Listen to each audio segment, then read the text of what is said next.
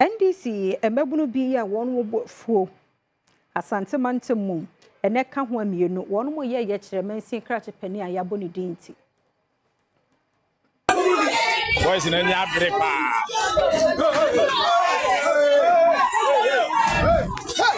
moto NDC amanyokoro mu akitafo bi a wɔn ɛwɔ Asante Mampong a ɛwɔ Asante Mantem ha enei wɔn koko apae mombu afu amadodo na abɔ awura wɔn party officer ɛwɔ Asante Mampong akobubu nkonya akɔsɛ nneɛma atwagya atotais mu ɛhye no kwan mu ɛkyerɛ wɔn abufuo ne wɔn yawdie wɔasɛm nyinaa ne sɛ wɔate sɛ mampani abɔ baa bi din sɛ wɔno ɛna ɛmbɛyɛ abanka kyepani ɛwɔ mpɔtem hɔ wɔn abufuo nkasɛm no mo kyerɛ sɛ wɔn nte aseɛ almost 98% aye zongo for aye kafu party you so actually position friend zongo court coordinated amna me dan and the party na hunyansa aka say 1% tafo na ebam na party ni timi akọ na timi win seat na tafo na be ya adwuma ama party na timi win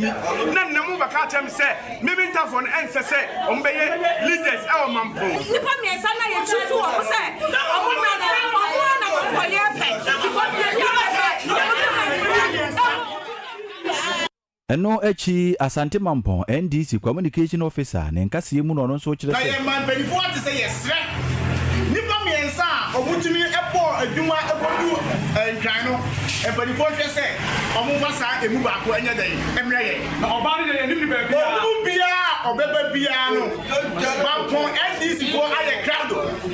Presidency executive aye crowd say ni nipa ne be di adwuma so ama NDC ho aye akono apart from that training here me nyini say edibi afri akire ba ye be som e wo Mampong ha e kobasa na party no ejija na ye mpese NDC ebejija na NDC vote na e wa Asante Mampong ha na e ye little about 5,000 and now me no get say NDC vote e over 16,000 e wa Asante Mampong ye mpese sa vote no so ebeti bi o